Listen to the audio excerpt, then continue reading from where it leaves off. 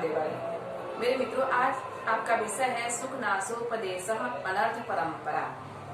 अगले भाग में मैंने बताया था कि गर्भेश्वरत्वम, अभिनवयनत्वम, अप्रतिम रूपत्वम और मानव शक्तित्वम, ये चारों महान अनर्थ के कारण हैं।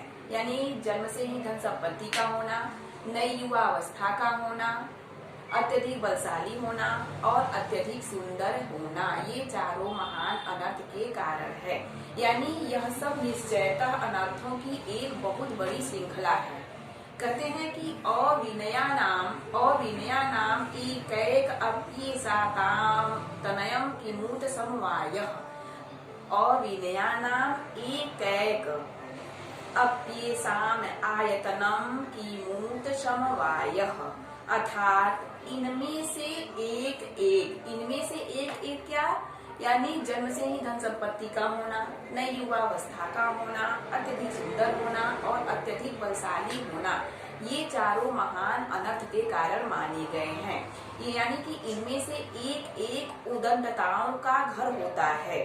फिर इन चारों का एक साथ मिल जाना, यानी जिस व्यक्ति में ये चारों गुण है वह, उसके बारे में कहना ही क्या। कहते हैं यौनारंभे च प्रायः शास्त्र जल प्रक्षालन निर्मला कालुष्यम उपयाति बुद्धि।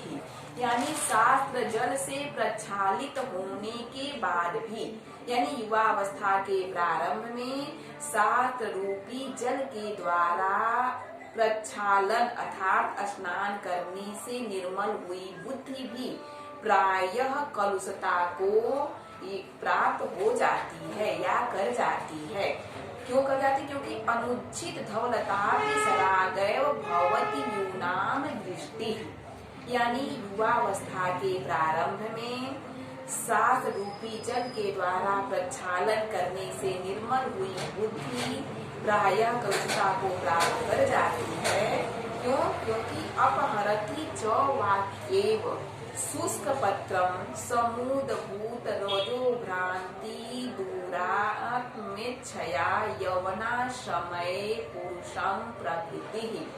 अर्थात जिस प्रकार आधी धूल के द्वारा भ्रांति उत्पन्न करके सूखे पत्ते को अपनी इच्छा से बहुत दूर ले जाता है, उसी प्रकार से युवावस्था में प्रकृति यानी 3 गुण होते हैं, सतोगुण, रजोगुण और तमोगुण। यानी जो यह रजोगुण है उसको प्रकृति उसके अंदर भ्रांति उत्पन्न करके पुरुष को अपनी इच्छा से युवावस्था में बहुत दूर तक ले जाती है। क्यों? क्योंकि इंद्रिय हरिण च सतत दुरंतेयम उपभोग मृग दृष्टिका। अर्थात इंद्रिय रूपी मृगों को आकृष्ट करने वाली, यानी 5 ज्ञान इंद्रियां हैं, 5 कर्म इंद्रियां हैं, श्रोत, त्वक, चक्षु, जिह्वा और घ्राण। यानी ये 5 ज्ञान इंद्रियों को अपनी ओर आकृष्ट करने वाली यह उपभोग रूपी मृग तृष्णा अत्यधिक दुखदायी होती है। अगर जो व्यक्ति अपने इंद्रियों को वश में कर लेता है वह जितेंद्रिय कहा जाता है, लेकिन जो अपने इंद्रियों को वश में नहीं कर सका वह इस सांसारिक मोह माया के बंधन में फंस करके आधी और धूलि के समान इधर उधर भटकता रहता है। यानी जिस प्रकार कैसैले स्वाद वाले आंवला को खाने के बाद जल को पीते हैं तो मीठा लगता है, और उसी प्रकार नव यौवन से कसैले अंतःकरण वाले मन को उन्हीं विषयों के स्वरूप में भी विद्यमान रहता है। अर्थात भवादृशा एव भवन्ति भाजनान्युपदेशानाम। अर्थात अब हम सुखनाथ जी कहते हैं कि बेटा चंद्रापीठ, तुम यानी आप युवा अवस्था को प्राप्त व्यक्ति ही उपदेशों को प्राप्त करने वाले होते हैं।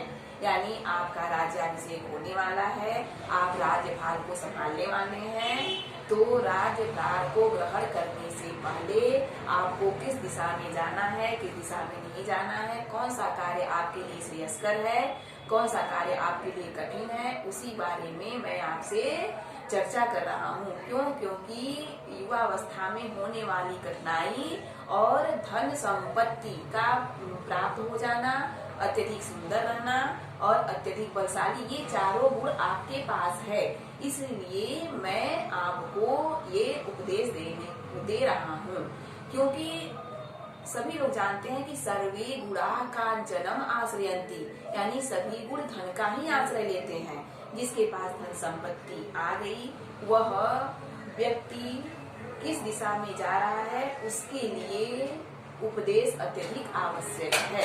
इसीलिए युवावस्था को प्राप्त व्यक्ति ही उपदेशों के पात्र होते हैं। हर व्यक्ति, हर माता पिता को अपने युवा बेटे को, पुत्र पुत्रियों को यह उपदेश देना चाहिए ताकि वो गलत रास्ते पे न जा सके। धन्यवाद।